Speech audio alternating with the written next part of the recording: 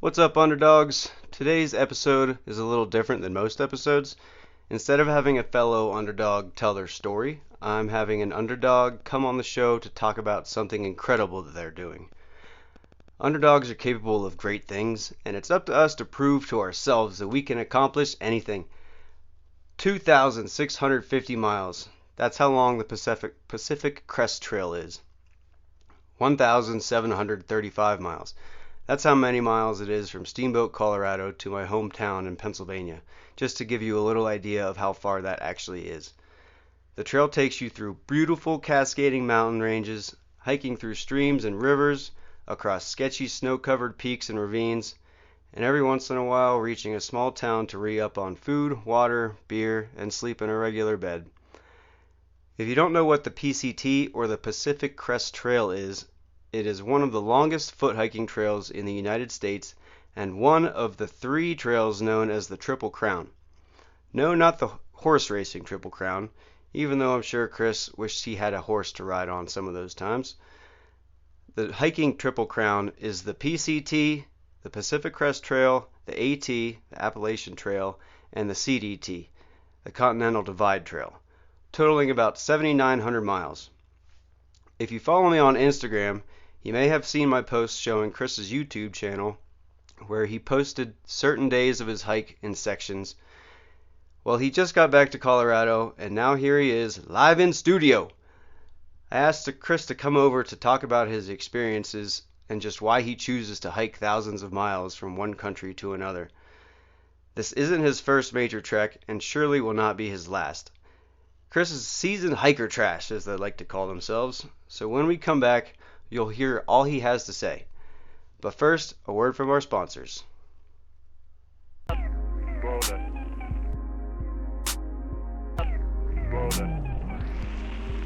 me assert my firm belief that the only thing we have to fear is fear itself.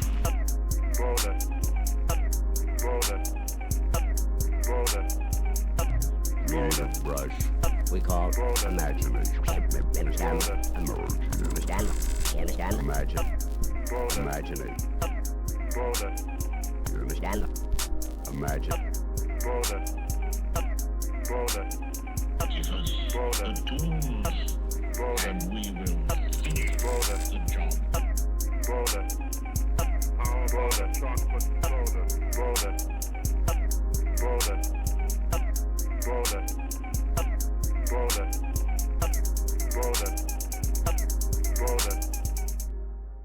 Welcome to the Academy of Underdawgs podcast, a place where a community is being built. A community of underdogs who are striving to do better and be better. Here's your host, DevDawg. What's up, Underdogs? DevDawg here for another episode coming at you. Today, I'm with my friend Chris Anderson.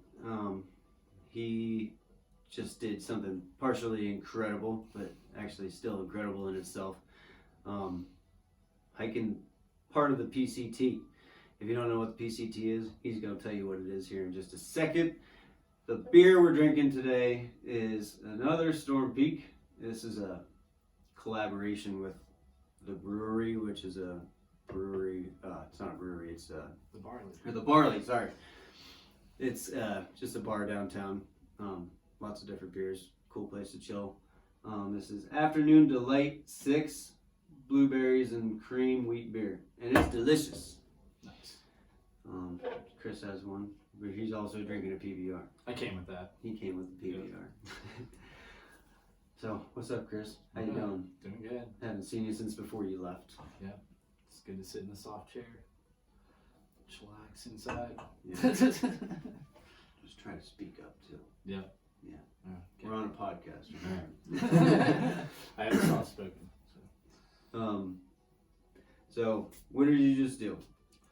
Just did half the PCT, Pacific Crest Trail, Canada to Mexico, the whole thing. Did half that. Got to around Bernie, California, Mount Shasta area, around 1,200 miles in to the trail, and came home after that. Was out there for 2 months, And yeah, a lot of stuff out there. A lot of fires going off now. Yeah. Part of the reason I'm getting out of there. But Too smoky. yeah, very smoky. I can imagine. I have a lot of questions for you, and part of it has to do with some fires. But all right, well, let's just dive into it. Well, I guess how me and Chris know each other real quick. Chris, we met in like 2018, I think. Yep. It was that winter. 2000, yeah, probably 18. Yeah, because the next winter, it was COVID. And that was the first winter that you were the manager. Or no, that was... It would be the year after that. It would have been 19 at 19. Christie at OSP, because that's when they came over. The winter of 1819? 1920. 1920. Okay. Right. Yeah. Oh, Kendra is Chris's wife. Is chilling in the corner. Fact checker. She just wanted to be a part of this and see Chris live on camera, I guess. But she doesn't want to be on camera herself, which is all good. So, when did you first start hiking long distances, or like when did you first start hiking? First start hiking, like in general. Like when did you get that love? Oh, here she is. Danger tell. Danger tell. Watch your drinks, folks. Take this opportunity to pour this real quick. Yeah, take this dog opportunity.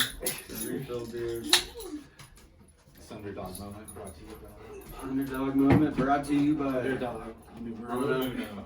Anna Miller. Numero uno Underdawg. Where's Elsie? She just got back from the dog park. Thankful we didn't bring Elsie. Dude, this is fancy. This feels too fancy. That color. It's a very really cool looking It's rich. good beer. Color, Yeah. dude. Cheers. Cheers.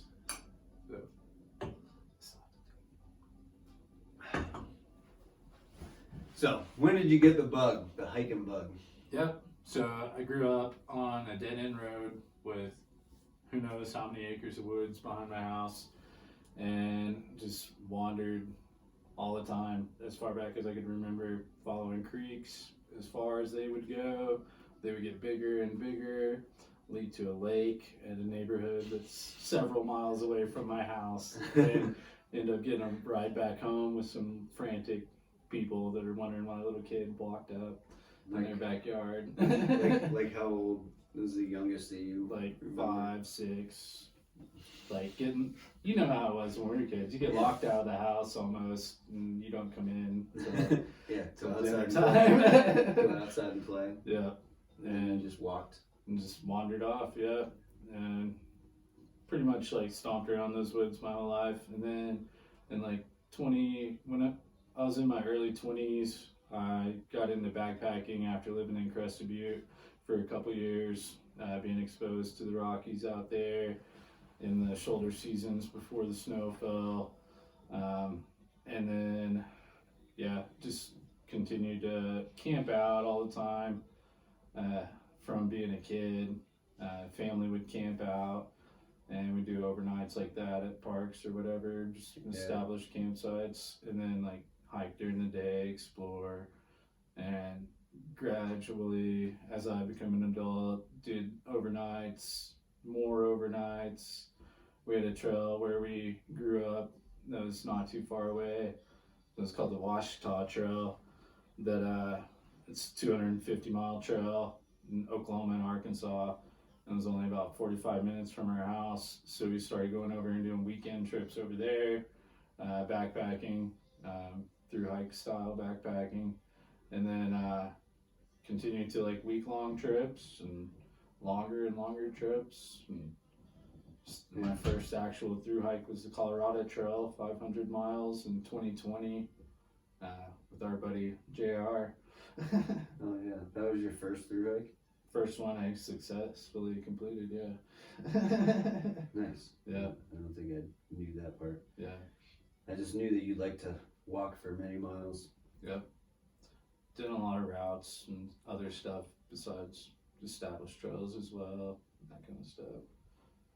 Yeah, I'm with you. Whenever I was younger, I lived in the woods. We used to live on a river, and then we moved to where my parents live now, which is just straight up in the woods. And I would just go down, hike through the woods, find trees and climb them. There weren't too many creeks to follow in that because I was too high up. But Right. yeah, so I understand that aspect of it. All right, this dog. I did some research on through hikers Nice. and found out that everybody has a trail name. Yep. What is your trail name? Eagle Eye. Eagle Eye. Yep. I knew that, but nobody else did. Yeah. Why is your name Eagle Eye? And what? And like, do you pick it, or does somebody else pick it for you? Or are you not JR. allowed to pick it yourself? JR picked it, which JR's trail name is Ryder, by the way. But he picked it on the Colorado Trail. First day, I was spotting these mountain goats that were way off in the distance. He's like, "Damn, Eagle Eye." Yeah. So that was it. Trail name named. Yep. Why is his Ryder? They rode out this storm by Breckenridge that came in. I was at camp already and like busted ass to get to camp ahead of the storm that we could see. And it blew in, like I got like last stake in the ground and this thing hit hard. And it was lightning everywhere. It was like not a great place to be even camping. Like it was a burn zone. And he just kept going. No, hell no. He stopped right in the middle of the trail, popped his tent up in the middle of the trail and rode it out on the middle of the trail, like in his tent. And so like called him Rider of the Storm and just rode it out right where he was. And he liked it. He changed Rider to have a Y, so it's flashy. Do you get? What if you don't want your name? Do you get to? You can decline it, You can for decline sure. it? Yeah, Okay. for sure. That's funny because there's a lot of interesting, unique names for sure. Oh, I've heard the whole gamut. I've probably met 1,000+ through hikers in the last few years, and there's names all over the place. Yeah. Is you like not only do you hike, but you will supply other through hikers with like shelter and That's what it's swag and more than anything, really. I mean, you're not hiking more than you're hiking. Yeah, in exactly. life, so. Yeah, here for the whole season. We live in a trail town. The Continental Divide Trail runs right through here. So I'll go up. There's a major roadwalk section up here that's 14 miles of highway, 14 and 40 up there of paved road. And then there's an 11-mile forest road walk while northbounders are going into it or southbounders are leaving the paved. You're still on a road for a long time. So I'll go up there and patrol that area mobily with beers, sodas, waters, food, fruit, all that Slim stuff. Jims? Slim Jim sometime. A hiker box, take it or leave it thing. Yeah. But that's what I do every hiking season. And we've hosted up to 75 hikers a year at our place throughout the last few years. That's badass. It's a good time. Build the trail karma. Yeah, no, totally. And I bet you meet all kinds of interesting people. Yeah, it's selfish of me because we get to hang out with the hikers and feel like I'm on trail at the same time. I get to chill in my bed. And It's like I'm out there with you guys, but I'm not. Yeah. That's funny. So how many days were you on trail this time? And how many miles did you do? You said 1,200? Or? Yeah, around 1,200. Roughly 1,200 out of, what is it? 2650. Yeah. I'm calling it halfway. I have to. You're going to finish the rest later. Yeah. I'll go back and do it northbound. But what was the question? How many days were you on trail? Okay. So roughly 50, high 50s of days on trail. I haven't looked at any numbers yet. Still fresh off. But Deal with that later. I had like probably 15 to 18 days where I didn't hike any miles though in those. So I only hiked probably, I would say in the high 30s, maybe 40 days overall where I hiked and like moved. Whenever you weren't hiking, were you in a town? Yeah. You weren't just in a tent? No. People do that on Trail Zero if you have an extra day of food and don't want to go to a town to spend money and whatnot. But Yeah. I like towns. I'll go explore and I'll get suckered into things. And, you know, I saw a couple of free shows by being in town. Yeah, Southern Understanding. Totally worth it. So, yeah. And Nice. also plan to relocate up into the Pacific Northwest. So exploring those towns is, you know, kind of a double whammy there, 2 birds Yeah. while I'm doing that.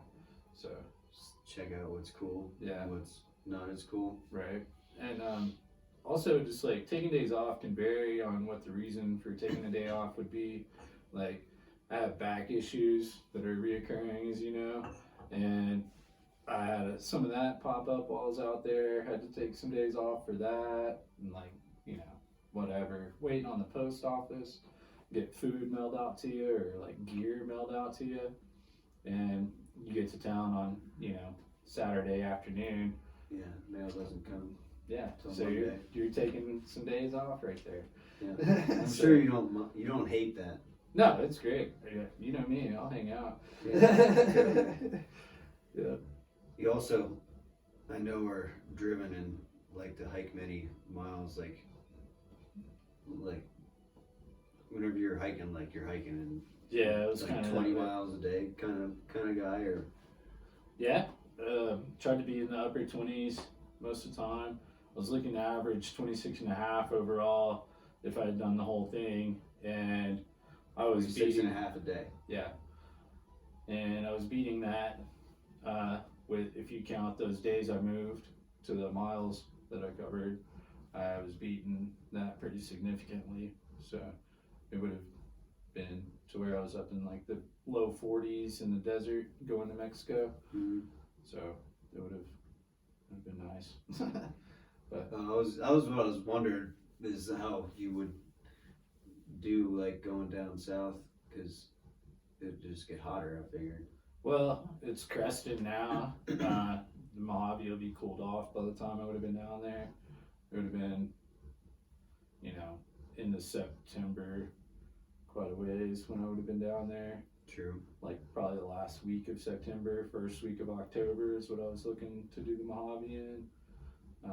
And like go into October like a week or two. So try to get through there in like 3 weeks. Now, how long were you planning on this trip taking you total if you were to do top to bottom? 100 days, 100 days.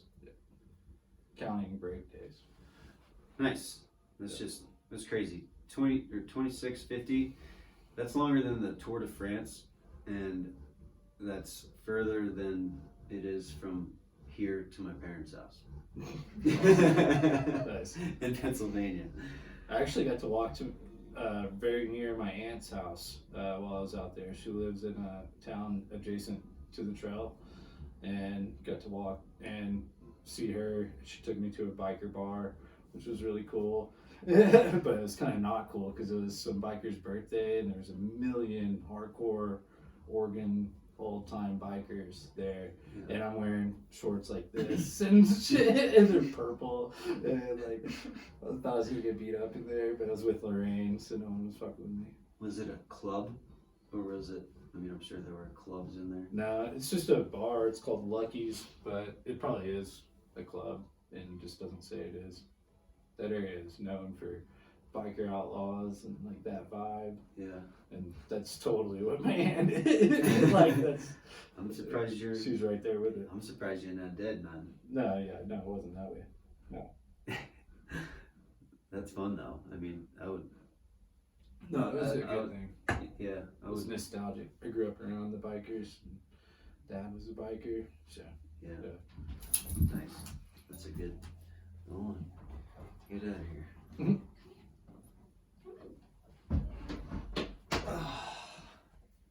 Dog days. So, why did you have to stop, or why did you stop? I just got to where I was like not enjoying it anymore. I was like, it was kind of just boring, honestly. Like, I think in through hiking, a lot of the time, people are finding something or like looking for something or getting used to an idea of living in a backpack and that kind of thing or whatever. But it's not my first trail, and I have systems dialed to where like I don't think about hardly anything when it comes to the actual everyday movements of doing the thing, and just got bored with it after like 1,000 miles. Or I tried to quit before that actually, and one of my buddies I met actually here in town doing trail magic talked me out of it pretty good. His name's Money. He lives in Portland up there, and he came through on the CDT a couple years ago. But he's a good friend I've stayed in contact with, and he talked me out of quitting in Bend, and I kept going and was like half-assing, like looking to go to town like as soon as possible every time, and just like not in it. And I'm not one to force it. I think like, you know, having a ability to persevere and all that is kind of double-edged, like, and to be able to like persevere through something and continue doing something you don't want to do is one thing, but also there's this ability to know that you don't want to do something, to go do something else. That's also, I think, kind of a thing that you should be into. Yeah, like I don't need to do this just to prove to myself that I can do it. Like, lose the ego a little. Yeah. Like, I can do the rest later. I don't need to do it all right now. And I mean, what was it anyway? I mean, you're walking. Yeah, and if you're not enjoying it, like I feel like going for a hike is something that you should be enjoying. Yeah. So if you're not enjoying yourself, why are you subjecting yourself? Yeah, exactly. Basically torture. I have a wife and dogs at home. I live in a trail town in a beautiful paradise.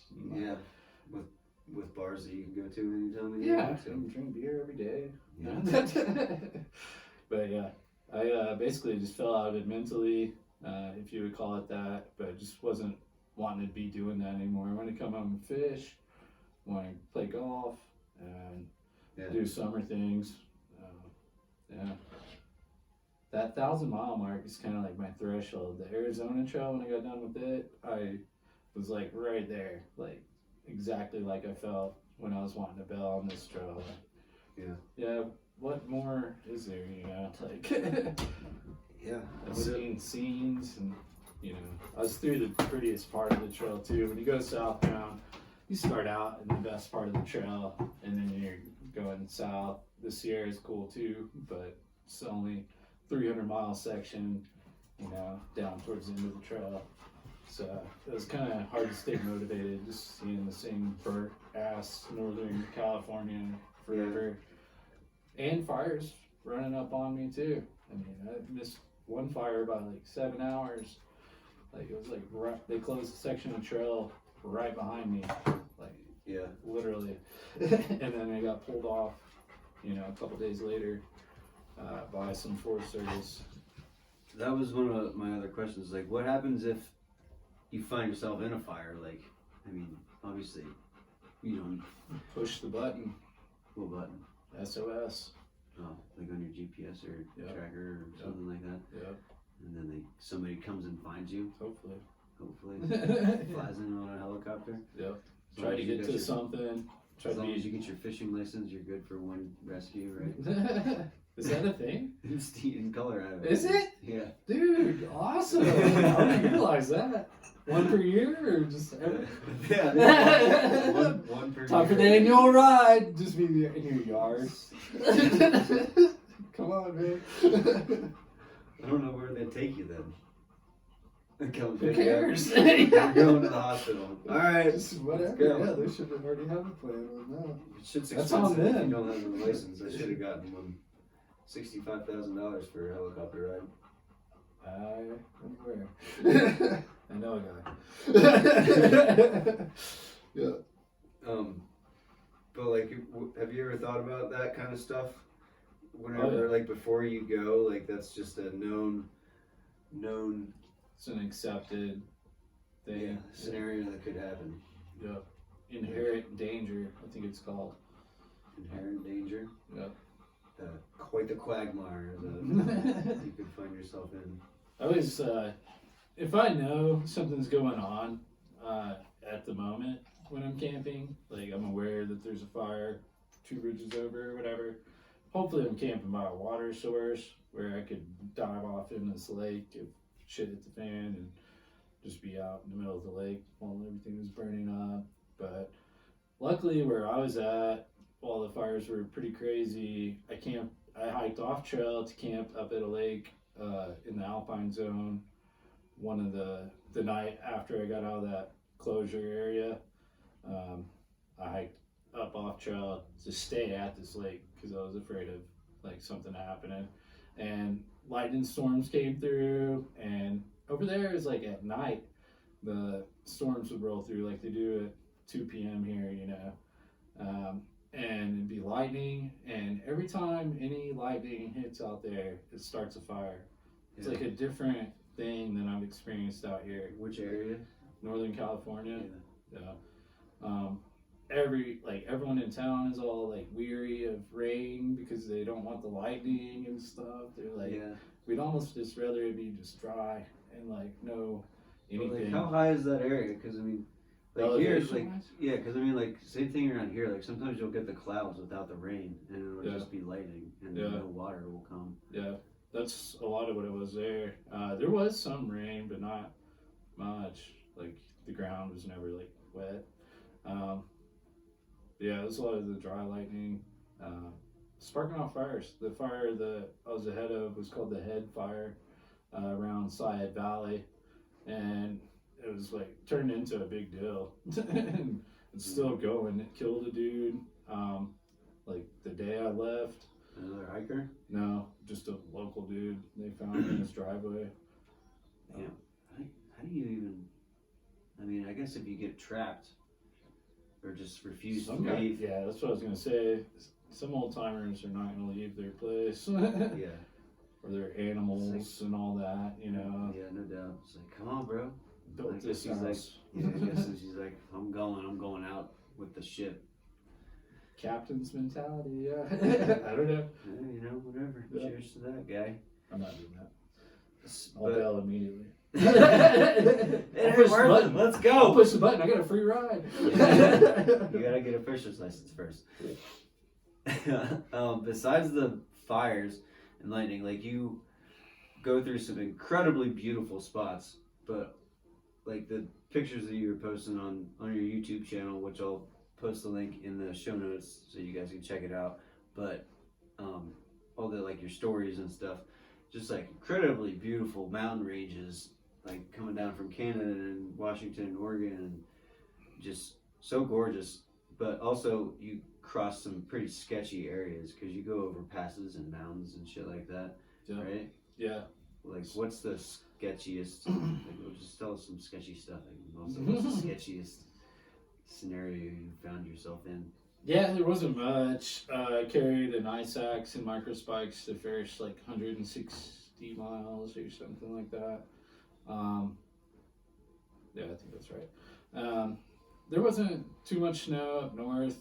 I crossed very little. Didn't need any kind of gear going up to the border because you got to do 30 miles up to the border and then backtrack back on the trail to start.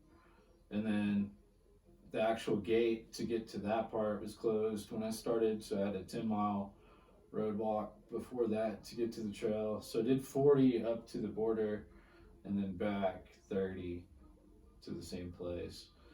And there was a few snowbanks up there in that part, but not bad at all. I mean, like you could walk across it if you wanted, or you could have walked around on dirt if you wanted, or whatever. But some were like 10 feet tall. There was a lot of snow up there this year, you could tell. Yeah. But then as you got further south, and the Glacier Peak Wilderness was the first place where it started getting serious. There was one place before before the Glacier Peak Wilderness, just one cornice that was kind of weird that you had to navigate, and just climbed straight up it. There was some boot holes in it, and just climbed up it onto the trail up above it and over. But in the Glacier Peak Wilderness, we walked across snow for like miles at a time, and I actually teamed up with 2 other guys that were kind of going the pace I was at the time to go through there. Ended up hiking with one of those guys for like a week more after that until we separated again. But in that area, we came across a snowfield. We started at like 5 a.m., came across out of a valley, up this big snowfield to this pass. It was an unnamed pass. We had like mid-morning snack, breakfast stuff there, chilled out for a minute on this pass top in the sun. It was actually our first view of Rainier, which was really cool because we came up out of this snow-covered, like, cool basin, just awesome basin, and then get rewarded with this view of Rainier off the other side. It was super sick, and it was like cool cloud veil. It was just really cool view. So we took a break there, and then we started to go around this mountain. The way the pass was it was in a low spot of it was in a saddle of a couple mountains. And the way the sun was at this time, it was still morning, pretty early. And this one part of the saddle, the elevated part over here, was blocking where the trail was about to go around it. So it was still in the shade, and it was just massively covered with snow and solid as a rock. Just ice. This is a picture in the shade, just ice. It was that, like when you're skiing along and then all of a sudden, it was like slip out no matter what. This was the sketchiest part. And you had to get across that part. There was no other really yet. No, you had to traverse it. If you were to go down, it would be even more dangerous probably, and it would have been a long ways out of the way to go down, and then you're climbing back up to the trail. Yeah. No way. What'd you do? So we just sent her. Fucking send it, bro. Stepped out on it, and it was pretty slick. I took 2 steps out on it without micro spikes or ice axe out, like an idiot. And it was steep. It was like 45 at least, maybe, more. It was steep. You would have slid the whole way down. I was gonna say, I'm just picturing you taking, let's see how slippery it is, and then just gone. Like me sliding down my driveway on ice whenever I was in fucking middle school. Because my dad told me, you should walk in the snow, it's too icy out there, I'll be fine. And then boom, bam. And I'm literally slid all the way down my driveway, down, long ass driveway, down, around the corner. Almost like animated. Yeah, exactly. I had my gym bag and I was trying to like dig it into the ice to stop, and I slid underneath. He couldn't get the car up at the day or the night before, and slid underneath. Punched into it. Nice. That's what I picture. Nice. It would have been that. It would have been definitely a good sled ride. But yeah, I stepped out on it, and my first step was okay. Second step, slid. I was like, fuck, should have put the spikes on. But I was like, I don't want to turn around now because I'm out on it all the way. Yeah. I was like, to turn around would be sketchy as hell. I didn't know how. I didn't. We just went forward. There were some slight boot holes from like days before, but they weren't open, like you would slide out of them for sure. And we just kind of took it real slow. Poles, like grip down and stab in hard, and just walked across it. Have you heard this story before? Oh yeah. There's some photos from it. You did that? That was the only sketchy part though. I think the other sketchy parts are like towns.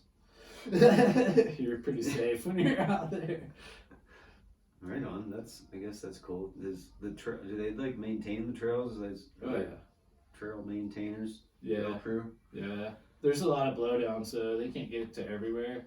I probably crossed, a good 1,000 blowdowns Yeah. the whole way. Yeah.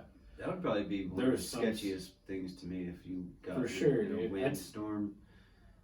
Just make sure that you're not camped underneath a dead tree. For sure. Yeah. I try to like be very careful on that.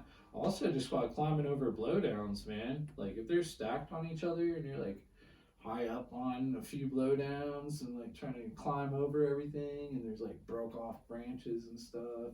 Yeah. You don't want to get, harpooned. Fall, yeah. Yeah, get impaled out there. Someone man. come across you. Right through the leg. You gotta I take those slow. Yeah, this slows you down when you're in a blown down, unmaintained area. And there's a few sections like that. What was you said the lava fields, right? Yeah. That slowed you down. Lava fields, yeah. What are the lava fields? So near Bend, Oregon, there's like, mega volcanic activity out there in that whole area.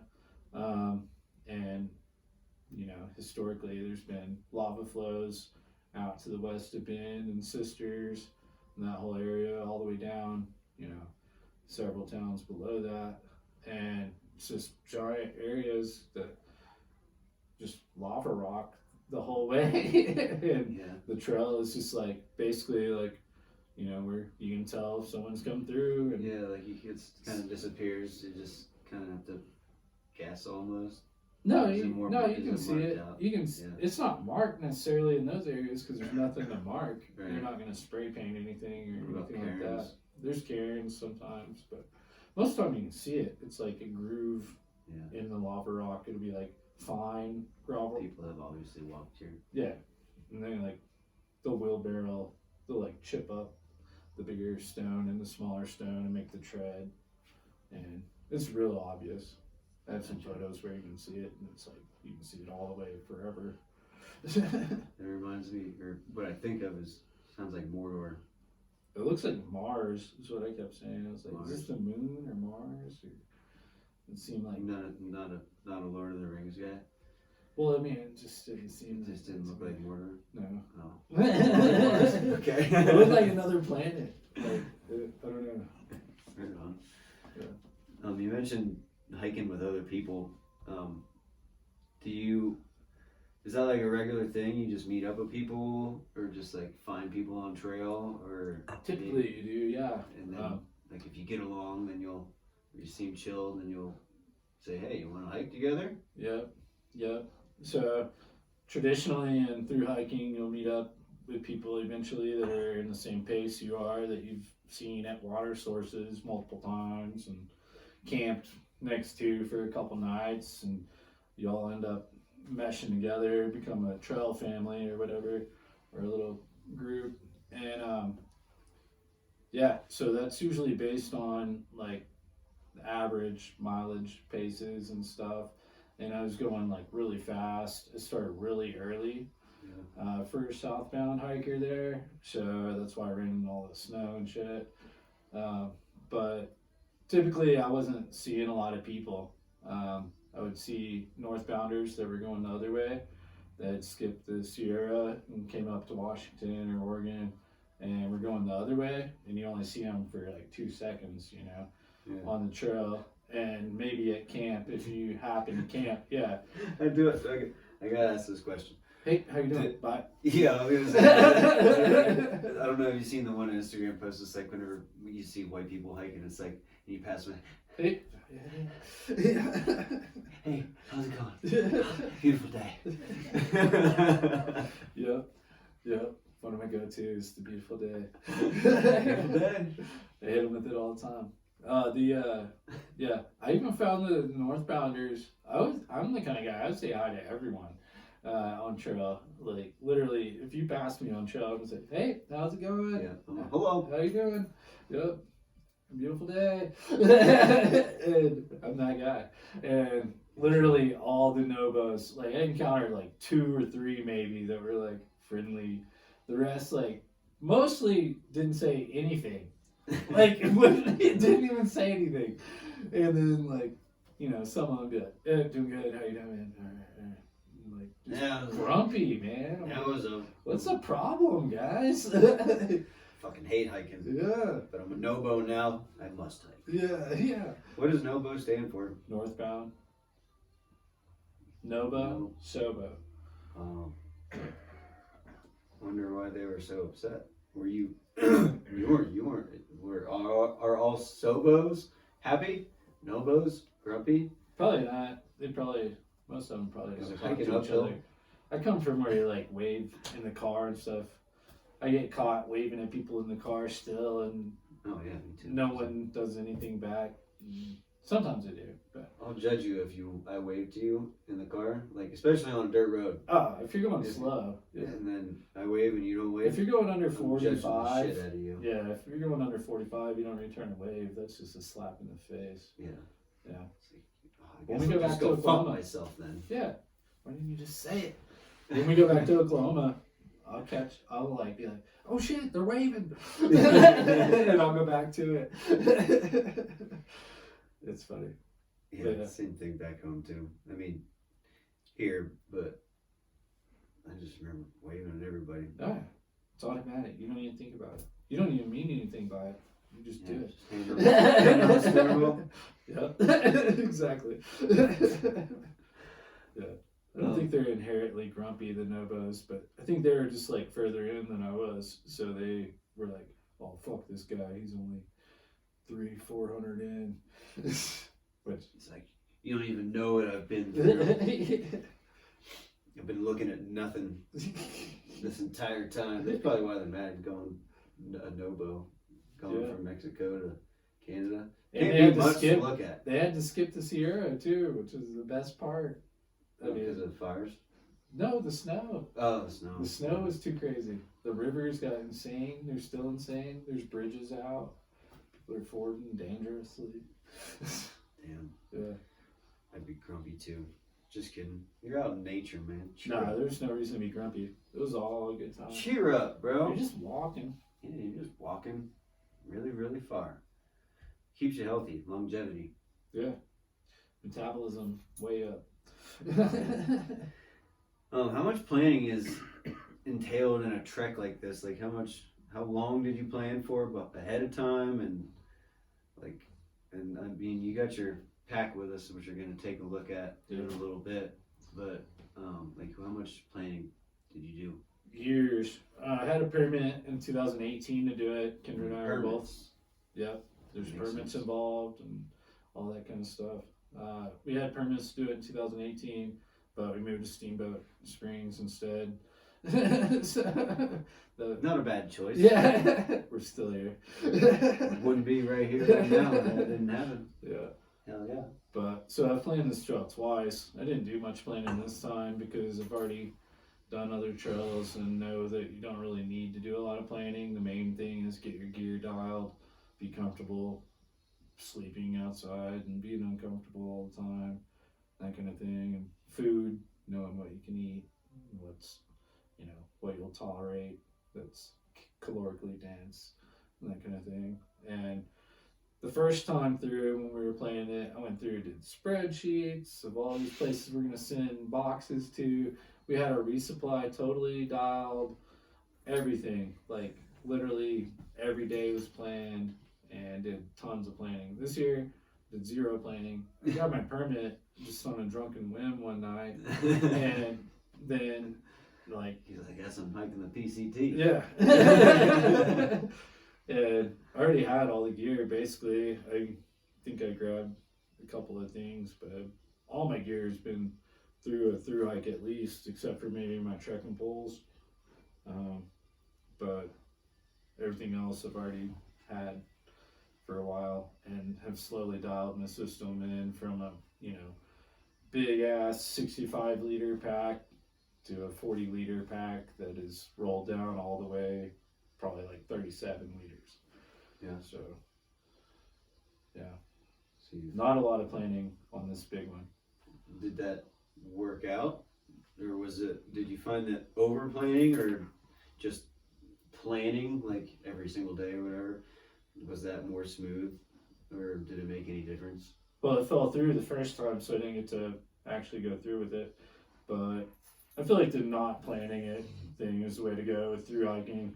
such a dynamic thing where dependent upon how you feel that day. So you can't really plan every single day. Like some days you're gonna want to do 40 miles. Some days you're not gonna want to do any miles. So you can't really plan it if you're gonna go with like what you want to do. You could structure it, to have a range of miles per day. I had an overall goal, but I wasn't like micromanaging it within the days like that. I just had that 100-day goal, and that was it. Right on. Would you say that you have to be more mentally prepared or more physically prepared? Oh, it's all mental for sure. You can go out there and get your trail legs pretty quickly within 500 miles or so. You'll have the trail legs to where you can walk with anyone. And you can do 40-mile days if you're willing to like not stop and that kind of stuff. But definitely the mental game is where it's at. Like I said, that's why I came off. Just was bored and didn't want to do it anymore. Yeah. And I don't know if that's like, I don't know. Now that I've been through it and have like quit the Pacific Crest Trail, it's not that big a deal, honestly. You don't feel like bad about it. You don't regret it or like. No, because I'm just doing what I want, and being that's out what we there in do. the first place was me doing what I want at the detriment of not working all summer, spending a bunch of money, and just being dumb little kid walking around in the woods like I used to, Yeah. That's what we do. We do what we want. That's how I live it, and got to. No doubt. So why do you do it? Why do you hike so many miles? Just because you love the mountains and nature? You love putting yourself through something that not a lot of people are willing to do? Is it just to get out there and be alone for a little bit and get away from life, or what? Yes. Yes to all. Yeah. No, for me, it's like I like to get in the mode where you're not thinking about anything. Like there's nothing that's like heavy on your mind. And So that was another question. You're not thinking about anything, like whenever you're hiking a lot of the time? I mean, yeah, inner Obviously something. dialogue and thought, but I'm not a zombie. I did hear this like weird thing. You just said like a lot of times whenever you just start trekking, like you're not really thinking about anything. No, I like to get to the point where you're not thinking about real world things. Like Who's gonna be president? Is Trump gonna be? not even that, just your day to day, like your daily. Like I stopped thinking about like work or like just getting out of like you wake up and you know exactly what you're gonna do that day. You got to go to work. You got this project going, this project going, this project going. And you know what you're going to do that day right when you wake up. And I like to get to the point where like I'm not thinking about anything like that. Like I'll wake up in the woods. If I feel like I'm ready to get up and start walking, I do. If I don't, I'll put my eye thing on. You bring your eye thing? I just put a buff and just put a buff over my eyes. But I'll go back to sleep, and walk longer into the evening and still get the miles. But like just getting to where you don't think about things at all. And like just traditionally being in the businesses I've been in, it's like high level customer service type stuff, and that stuff sticks with me and whatnot. I think about things afterwards when I shouldn't and whatnot. Well, dude, So, I have like- nightmares. I call them nightmares. Yeah. because Whenever I dream about work, it's a nightmare. Because Yeah. I'm not at work. I should not be thinking about Yeah. you right now. Yeah, I'm bad about that. I hold on to things and have a stupid memory. So like, yeah. And so it's Same. nice to get out of that mode, which I've purposely gotten out of that mode anyway over the last couple of years, halfway, with jobs. But yeah, it just enables me to like recharge and to be able to go back to work with the strong mentality of like ready to go back to work. Like you're out there so long that the chilling and being on vacation and hiking every day is like lost its appeal, and you're like, I want to do something different. I'm ready to go back to work and grind and that kind of thing. So it's like a recharge too. Yeah. Everybody needs a recharge, and I'm super into hiking and stuff too. We've gone on hikes and backpacking trips together. Yep. And yeah, I don't get out enough because I've been working on this podcast that's my biggest excuse or reason, is because why I don't get out on weekends is because I've been just grinding. But there's something about the wilderness that just kind of eases your mind and puts you at peace with Mother Nature, and don't have to worry about all the bullshit from real life. For sure. Yeah. Even a little dose of it. I'm kind of jealous that you got to go do that. I mean, not jealous. I'm stoked for you, but last time I haven't missed a day of work since we got back from Africa. Just been moving rocks all day. I want to go. I've worked every day since I've been back too. Is that like 5 days? No, 9 or 7. 9. I got back last Tuesday morning. Gotta start making that money again. Yeah. I spend a lot of it walking around. Yeah. But like whenever you go to towns, and also you have I saw you send stuff back home, and then you get stuff shipped to you. Yeah. And then like, what kind of stuff are you sending home and getting shipped to you? Just food, gear? Yeah. So cold weather clothing is like the initial one, because I had and gear, ice axe and micro spikes when I was coming across northern Washington, all that stuff. Then when you don't need it anymore, you just send it back. Yeah, because it's significant weight. Yeah. When I had my ice axe and my micro spikes and like base layers and like everything for like being cold, it was like up to 13 pounds base weight, and then sent all my stuff home and trimmed down slowly, like on some other little things, and it got under 10 pounds, which is a significant difference on your shoulders. From how much to how much? 13 point something down to 9 point something. Oh yeah. Yeah. 4 pounds on your It's probably like your shoulders. Low 13s to upper 9s. Yeah. That's quite a bit. It's like almost a quarter of the weight. How much beer and how much weed do you take with you? Started with an ounce and I got to Crater Lake or Ashland area with that. And then I got to Bend with that. Yeah, so an ounce to Bend, bought like an eighth to get to Ashland, and then my aunt lives there and she hooked me up with a fat sack for the rest of the day. Nice. Actually, I had to throw some away before I flew back. Throw it away? Yeah. Oh man, you didn't give it to anybody? No. It was a small amount. It was all dried out. Alright. That sounds bad too. How do you maintain your energy? Just like Food. food? What kind of food are you taking? What's your favorite food to eat on trail? Ooh. Chips. Chips? Yeah. What flavor? Probably like some, like the, what are they called when they're like the crispy ones? Kettle Cooked? Yeah. Ooh. Some salty kettle ones. Hell yeah.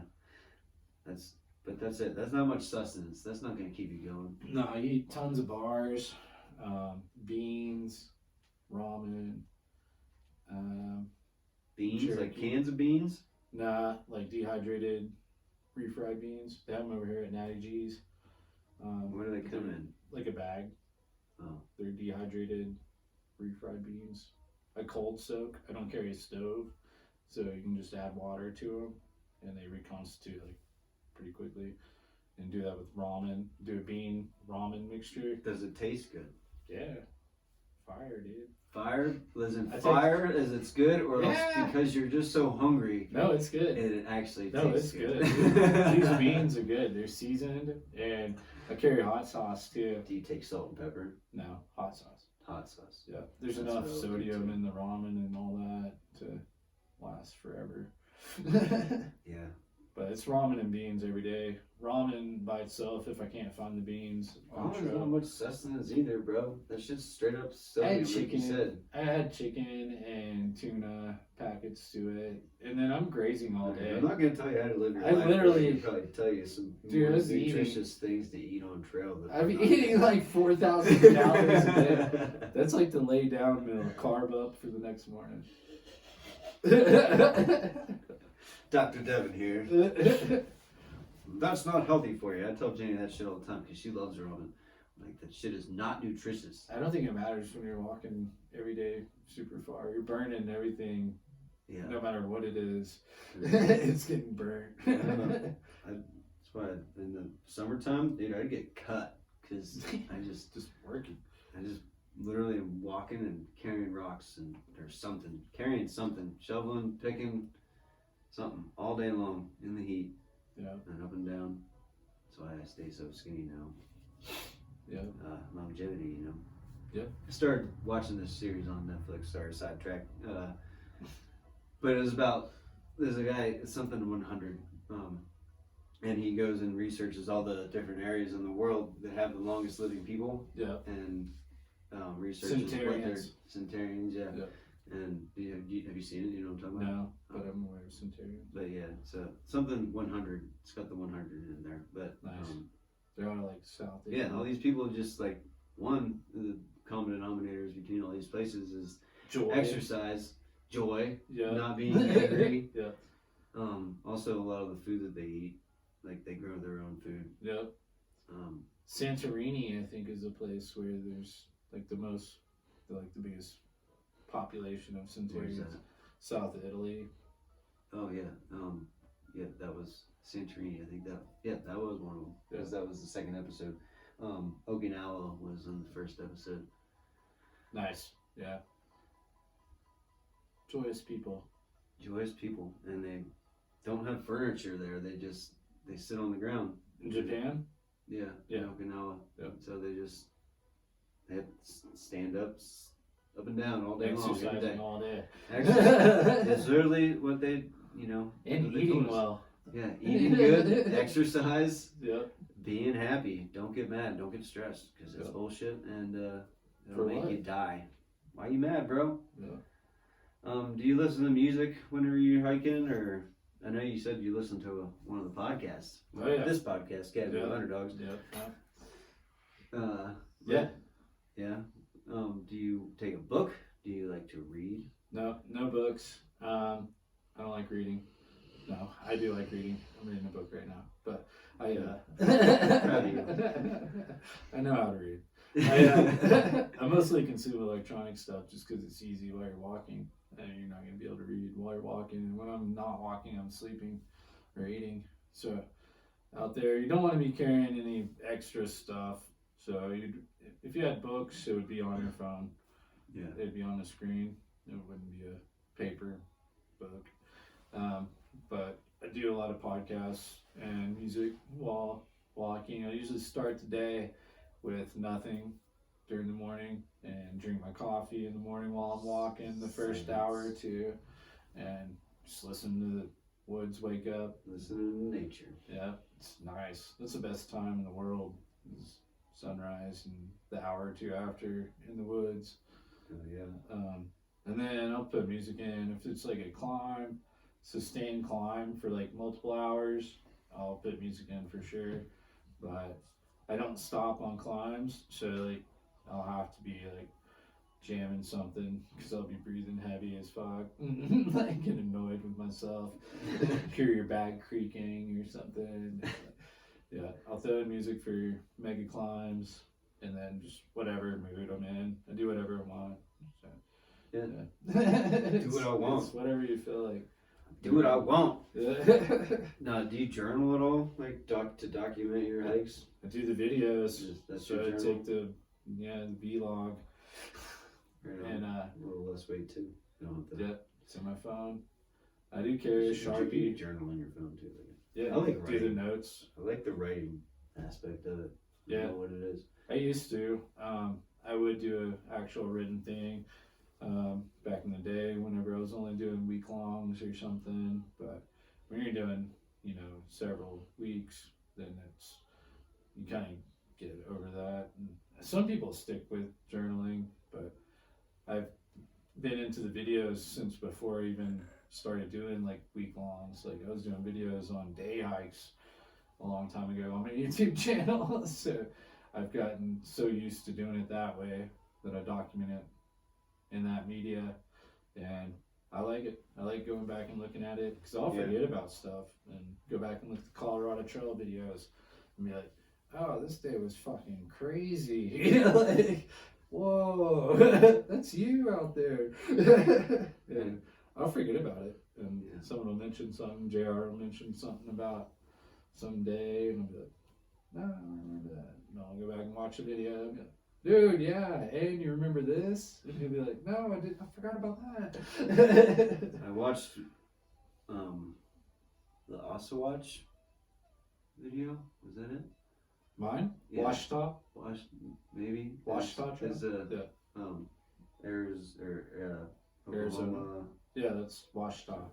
Yeah. Spelled And then O-U. one that Kendra was onto, the something stairway. The Devil's Causeway? No. Oh.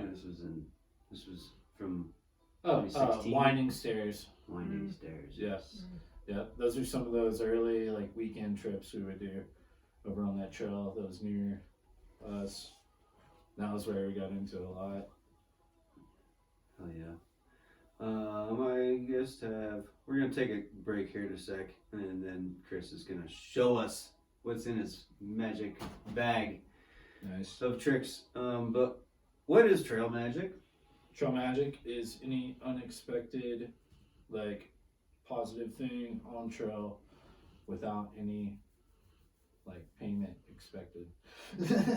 Like someone leaving an ice chest of sodas or beers at a trailhead that says 4 hikers, that kind of thing. Or someone posted up grilling burgers, that kind of thing. I had some burgers grilled for me out on the PCT. Things like what I was talking about on the road up there where I patrol around and try to make sure everyone has water and snacks, beers. So you're just weed. a magician, really. Trail magician. You just show up. And, yeah, trail magic. It's just, picks you up for the day. Hell yeah. That's cool. One more question before we take a break. So you're a married man to your beautiful wife, Kendra, who's sitting in the corner over there. And she doesn't come with you on the long through hikes. Why doesn't she, or why don't you go? She has a real job. I work seasonally. She's one of these yuppies. She has a real job. She's an environmental chemist and just gets the regular vacation time that normal people get. I work seasonally, as you do, and we get shoulder seasons. So usually get a month off in the spring, month off in the fall myself. And I don't get shoulder seasons, or I don't choose to take them. That's up to you, bro. Yeah, You want to complain about not backpacking over there too. Make that money, bro. But I usually get those smaller ones, like 1,000 or less in those periods, and that's enabled me to do like 4 or 5 of them in the last 3 years, just doing those shoulder seasons. And she's all good with it. She doesn't mind you being away from home. And there's only been 2 that were like pretty long, like that. So yeah. Do you miss her while you're gone? Of course. Does she miss you? Probably not. She said she misses him. Alright, guys, well, we're going to take a quick break, and when we get back, we're going to find out what's in the magic bag. And, alright, we'll be right back.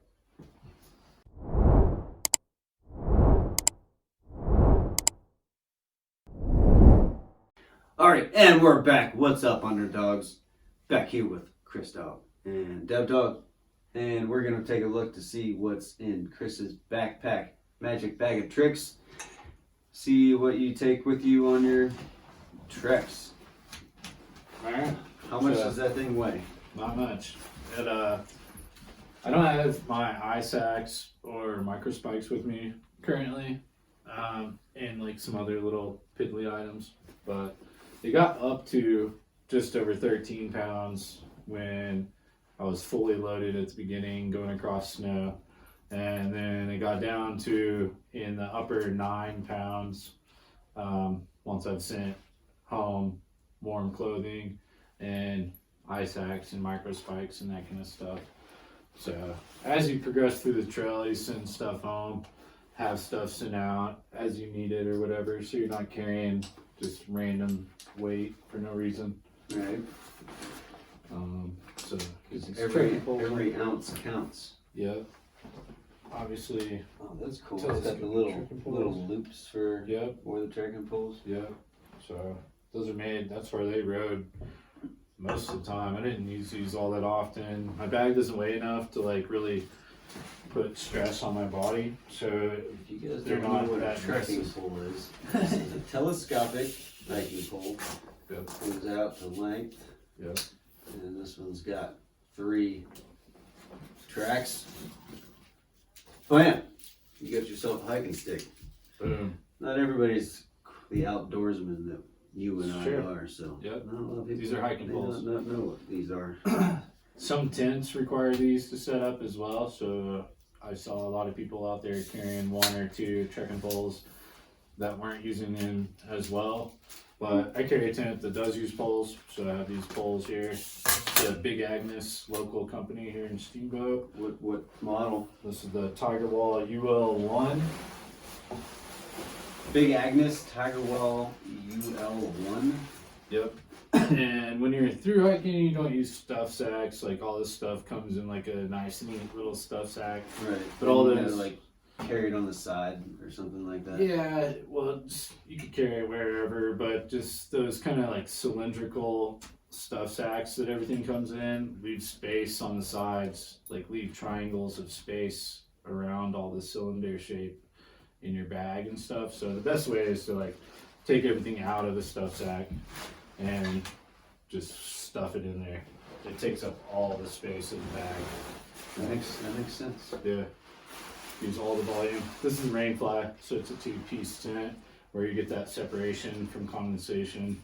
And I could set this thing out for 2 minutes in the sun and it would dry out anytime there's condensation or it rained or something like that. Super quick drying, very light. It's like I think it's just under 2 pounds with this part and these. Big It's also Agnes. sticks. Yep, Big Yeah. Agnes. Love Big Agnes. Yeah. Local company in Steamboat Springs, Colorado. Yep. They used to have Let me see. the rattlesnake, I think is what it was. 10. Yeah. That was the one that I had whenever we went up Nice. to Micah Basin, but I lost it. Oh, not cool. No. That'd be very detrimental if you lived in that mofo. I used to live in that mofo. So this is my sleeping pad. This guy is 72 inches long. This is also Big Agnes Air Core Ultra insulated. So this thing has insulation in it, as well as it goes to 3 inches thick. So I'm a side sleeper. Some people can get away with like the foam sleeping pads and stuff like that to be lighter. This is pretty heavy for a sleeping pad. This is like almost 2 pounds. I think it's like 1 pound 7 ounces. So yeah, most people opt for a lighter sleeping pad, but I'm of the ideal that I should try to sleep good while I'm out there. Yeah, And sleep is important. yeah, I know I'm a side sleeper, so I need a thicker pad so I don't bottom out on the ground and rocks and stuff. I'm not gonna bust that all the way out because it's 72 inches long. No need. But- What was the one that you used to carry? That was the flat one that you carried on top of your pack. Yeah, so that's a foam one. I carried a piece of a foam one at the beginning of the trail that was like half length, just for like a sit pad, and I thought I was gonna be sleeping on snow at the beginning, so I wanted another piece under me while I was sleeping. Another layer of insulation. Yeah, and those closed cell foams are like super good insulation.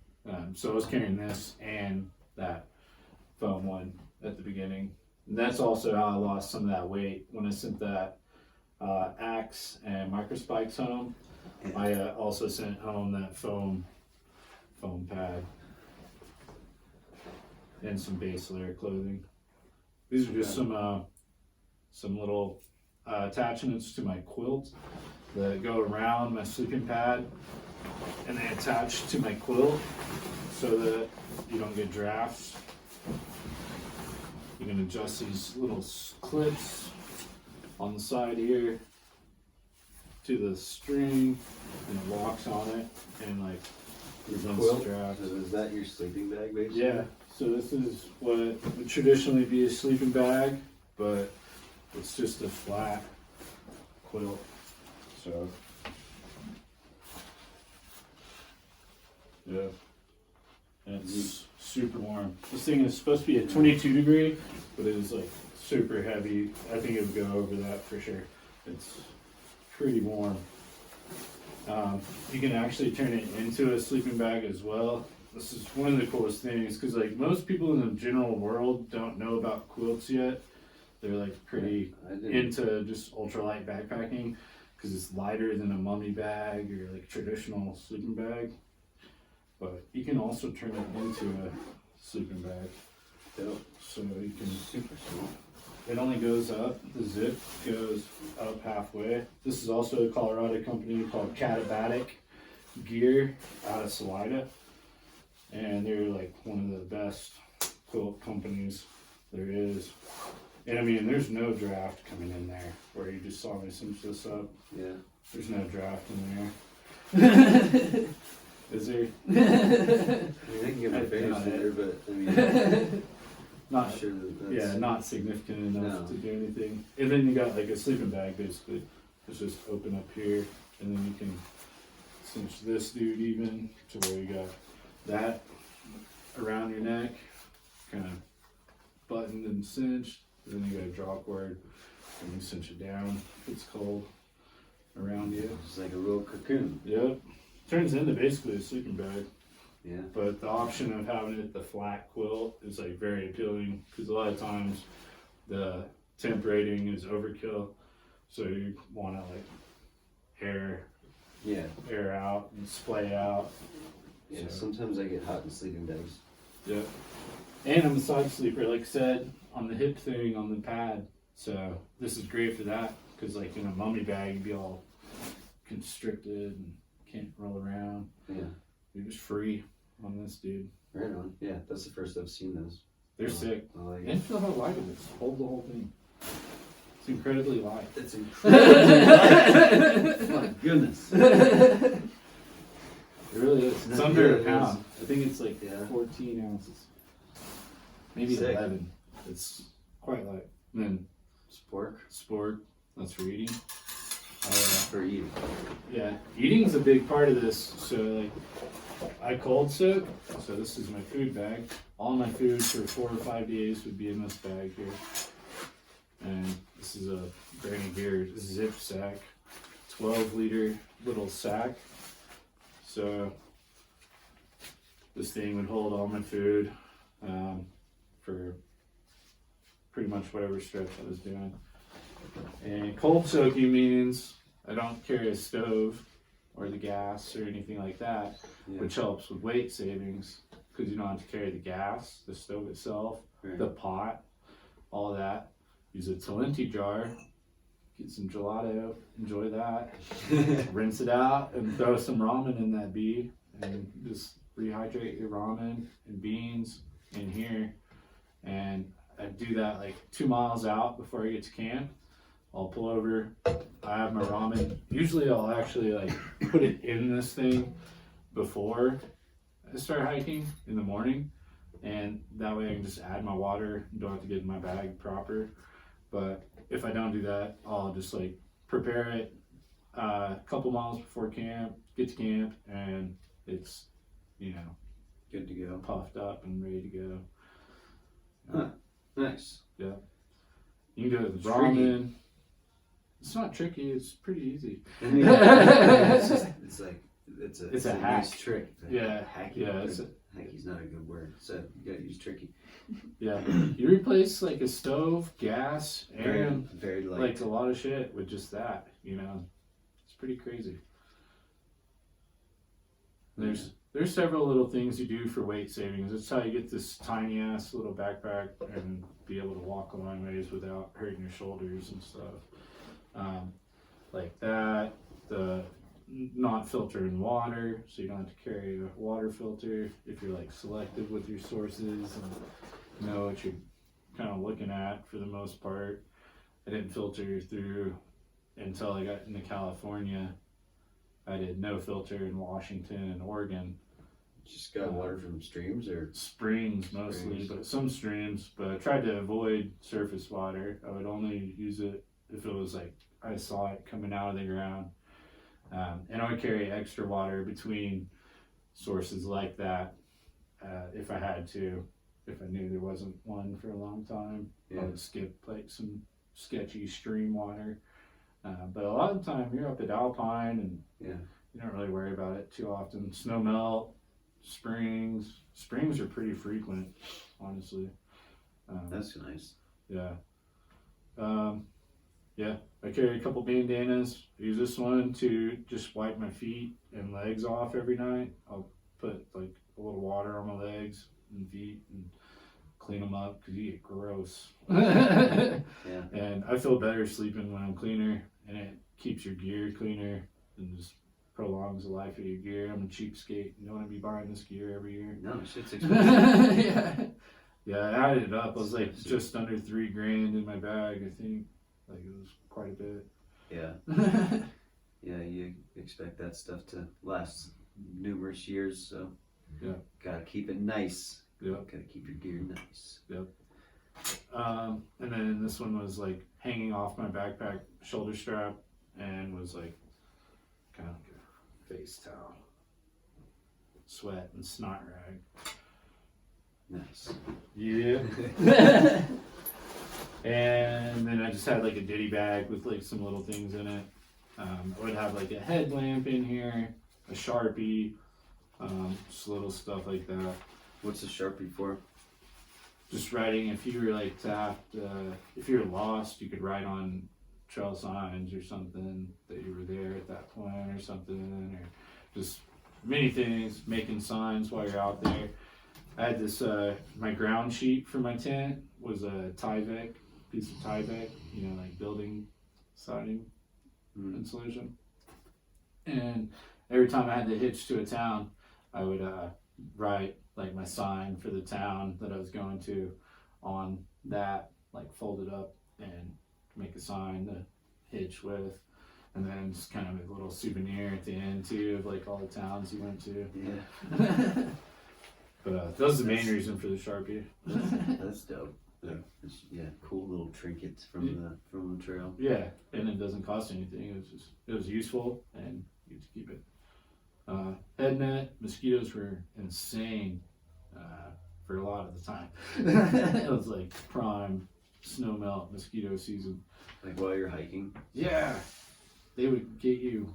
I was like walking 3.5, 4 miles an hour, and still they're getting you. And when they're getting you in the face, dude, it is annoying. It is incredibly annoying. Mosquitoes are the worst. Yeah. So are you like covered the whole time too, like head to toe usually? No, I wear these exact shorts but a different color. Yeah. And I do wear like a long sleeve sun hoodie, you know. Yeah. Yeah. But I'd have a hat on and it would be like out from my face. But yeah. It was annoying. That was my view. You have that in your view the whole time. Not the whole time, but like several days. Like yeah, it was a lot. A necessity. It was overwhelming for a little bit. But if you didn't have one of those, and then dude, I didn't. Like you got one finally, you'd be like, oh my god. Dude, I was. That was gifted to me. Yeah, I didn't have one. I didn't carry bug spray or anything, dude. Damn, you're wild. And, yeah. People are like, you're an idiot. I didn't have a head net until I got to the Cracker Barrel, which isn't even actual Cracker Barrel like you're thinking. It's just the gas station called the Cracker Barrel at White Pass in like southern Washington or mid Washington maybe. And this dude, he was like, "You don't have a head net?" I was like, "No." He's like, "Dude, you're about to go into hell. You need a head net." He had 2 and gave me one. Nice. I was like, "Fuck yeah!" And it was treated Thanks, with bro. bug treatment already too, like permethrin. So I was like, "Fuck yeah!" I was glad too. That next day out from where we were was just hell. Like where we camped, the next day was bad. So I was glad to have it.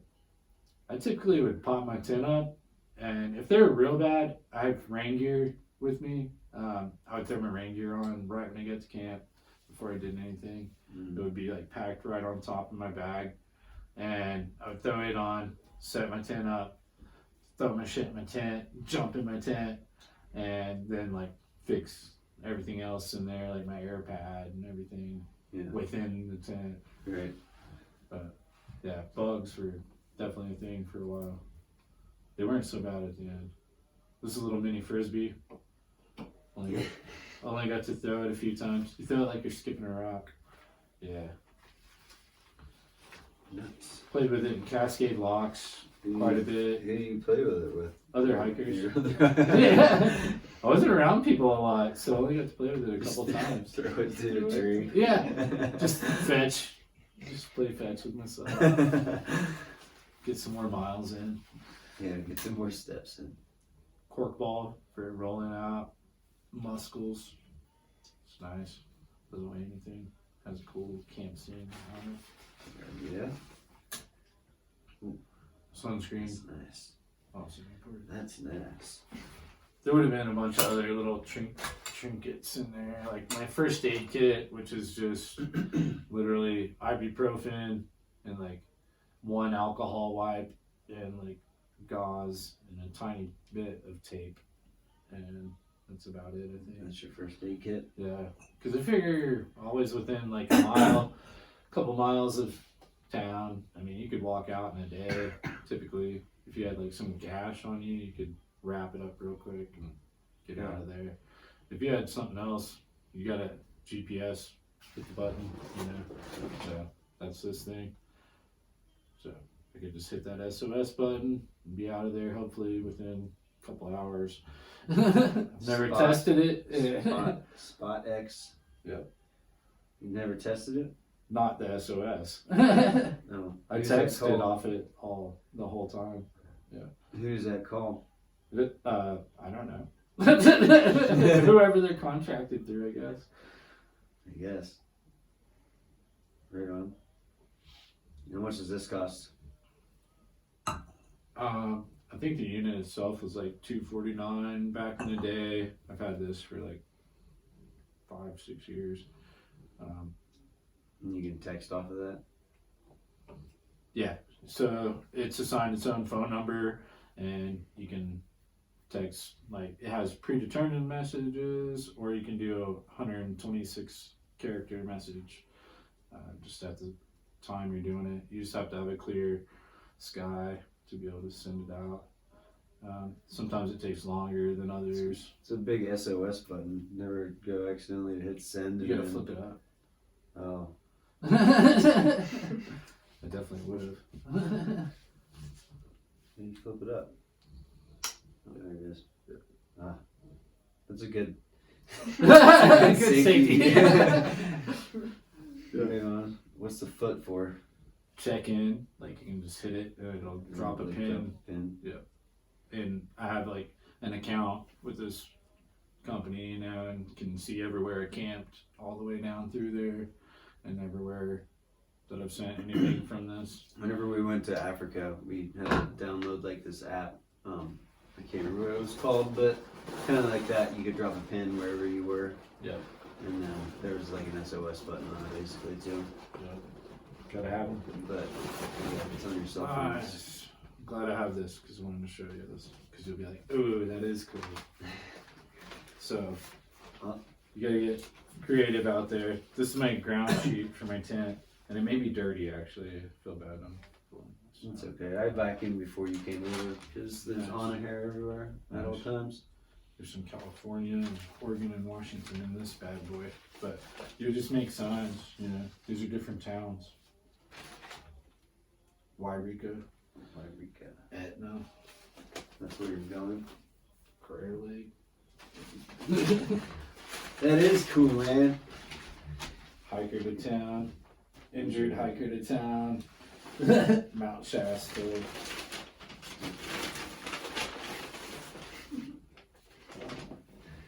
Medford, Stephen Pass. Indian Creek. Indian Creek, hiker to trail. Rainy Pass. Mazama. No, like looking for beer. Hiker looking for beer. I've done a cold drinks one before.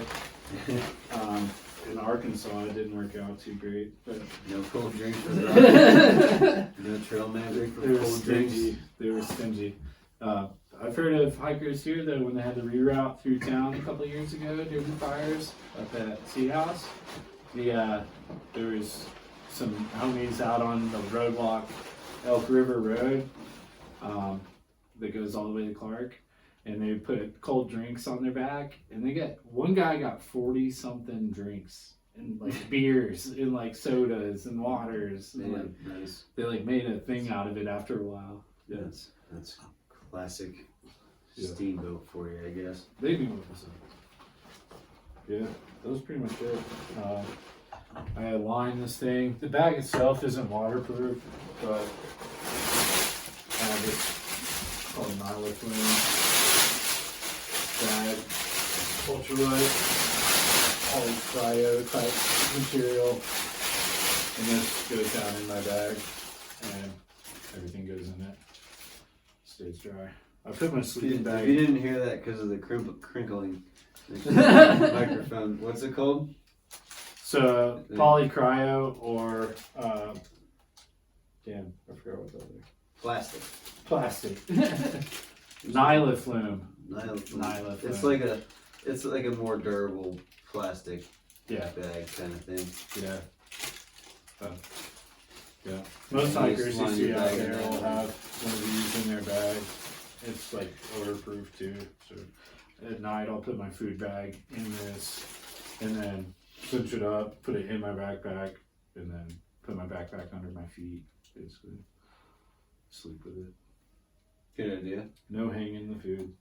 You make sure that you do you wear socks whenever you just make sure you change your socks, or do you wear the same socks to bed that you hiked in? I don't wear socks in bed, you weirdo. Oh, well, what if it's Serial cold? out? killer? What the fuck? What if it's cold? Get a quilt, man. It wasn't cold. No, I don't wear socks when I sleep. No, Ever? no, never. I don't wear socks if I can avoid it at all times. Well, I don't wear shoes if I can avoid it. Yeah, Flop exactly. all day.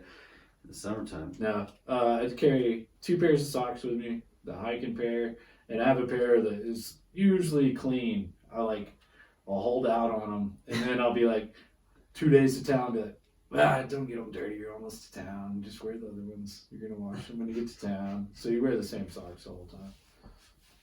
Why don't you just put on the other pair so that you can You're have dirty. a fresh pair? You're Yeah, but then you're gonna wash I them know, anyway. I don't know, man. It's all those I things. completely get that though, because I'm that way. Like with Like they're like clean already. like my dad gave me a 50th anniversary buck knife for Christmas, and like I'll carry it on my hip, like to work and stuff. But do I use it for anything? Hell no. Yeah. First of all, it's like Patches. it came sharp as fuck, Yeah. and I don't want to dull it. I have the whetstone and everything, but I don't know if I can do it that good yet. Yeah. But and also I don't know, I want to keep it nice. Yeah. You know, so I get that. I'm that way. That's why I do the rinse the feet off thing. Don't want to get my sleeping bag dirty. And my Well, that's pad just- dirty. That's just like It all also, gets makes dirty you feel anyway. it makes you feel better to sleep whenever you're clean, For sure. at least a little clean. Everything's still dirty anyway. It's not like you're making a big dent. Yeah. You're doing a little random drizzle bath in the woods. If you got a stream or a lake, you're golden. But most of the time, it's not that way. Yeah, I bet whenever you find a lake, then that's just like, or anything that you can plunge in. It's For like sure. heaven. For sure. Especially when it was hot. No doubt. Sick, dude. Very cool. I mean, there's like nothing here other than like the food and stuff. Yeah, food would be the main part of the weight. There'd be a couple water bottles, just smart water bottles. 2 of them. And you don't put your water purifier thing on top? I don't carry one of those. You don't take it with you? No filter. No filter. Just I picked one up in California right before I quit and used it once. I feel like that would be something that I would take. Most people do, but I mean, You just like living life on the edge. grew up drinking that creek water down through the woods behind the house. I get it. I drink it. Not from the hose, but from the spigot every day. Hey, Not Nothing wrong quite with the that. same, but cool, dude. Well, that's all I got for you, other than the regular questions plus another one. sorry. The regular questions plus another one that I am gonna start asking everybody. Nice. I literally like the whole structure of the podcast is really coming together, still coming together. So Of course. I've definitely missed a few guests with these questions, so Yeah. I just gotta make sure that I remember to do that. But yes, thanks for coming on and talking about all this stuff. Sounds like an incredible journey, something that probably a lot of people may be thinking about doing, but aren't quite sure if they're fit to do it enough or mentally fit enough to do it. And what would you have to say to that person if they're not sure about themselves? Yeah, just one way to find out. Just go do it. And yeah, you'll find out real quick. Find out real quick. The physical will come later. It's mostly the mental thing. If you can put up with just being uncomfortable, be comfortable being uncomfortable. Being by yourself. Yeah, which can be uncomfortable. That's part of it. Yeah. Very true. Yeah. Right on. Wise words. Cool. Well, the questions I got for you. Do you feel like you're an underdog? And why? If you do feel like you are or are not. Yeah, probably so. Just where I come from and stuff. Probably shouldn't be around, honestly.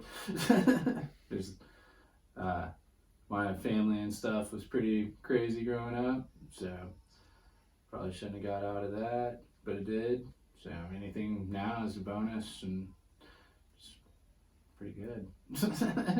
Right on. Yeah. Tupac or Biggie? Tupac. Tupac?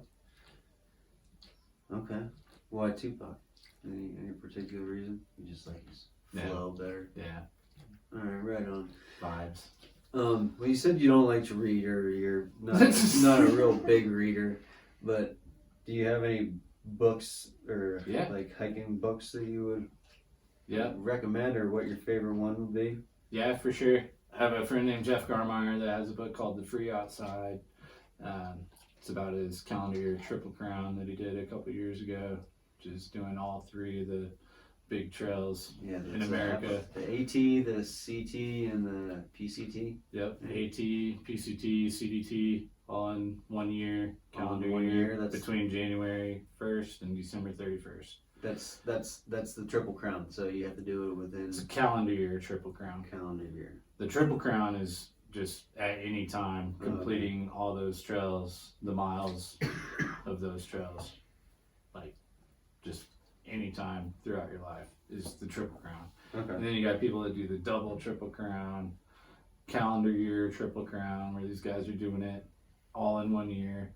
I hosted 2 of the calendar year Triple Crown guys last year that did it, Professor and Kansas Express. That was great. And Jeff wrote this book about doing it when he did it.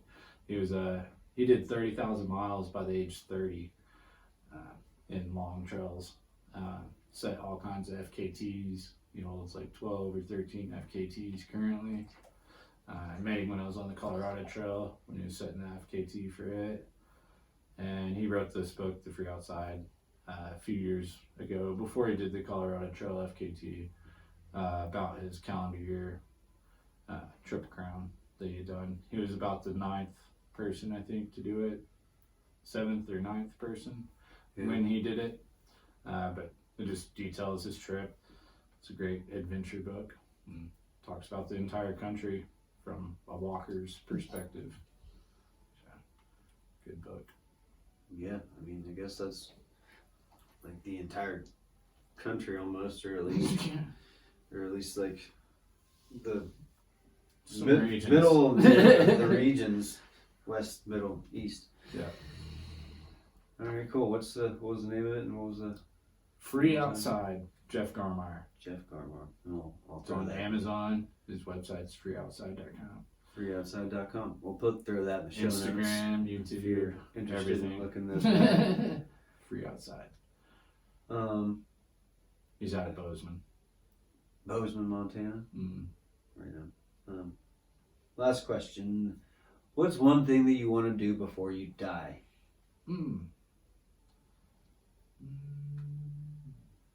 Be self-sufficient. Just not require any outside input. It's kind of where I'm headed. I want to build a cabin and get into self-sufficiency living. Like totally self-sufficient, no outside electricity and Right, all that stuff. Grow Right. your own shit. right. What about water? I guess you can like get a well. Right? Could get a well. Be by a stream or It's illegal to collect rainwater. spring. Right? some places. Some places. Is it here? I have no idea. I wouldn't live here. You do live here. Yeah. Cool, man. Yeah. Well, that's all I got for you. And that's all I got for you guys for this evening. Thanks again for coming on. And Thanks for having it me. was a great story. Thanks for showing us your stuff and everything. Yeah, I wish I had all the gear here, but there would have been barely any more random little things. It's all good. All right, guys. Thanks for tuning in. We'll catch y'all next time. Much love. Dev Dog out. Somebody love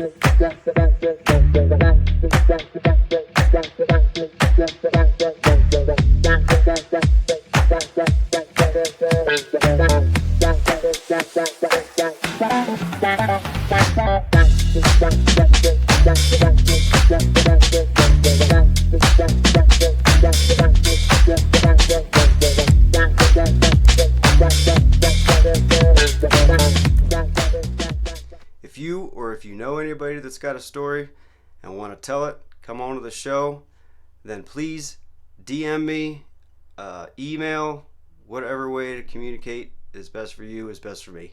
All my contact info is in the show notes. Got my email, got my socials, so please hit me up. I'm trying to build a community out here, and everybody has got a story, and I think that everybody's story should be heard. So hit me up. See y'all later.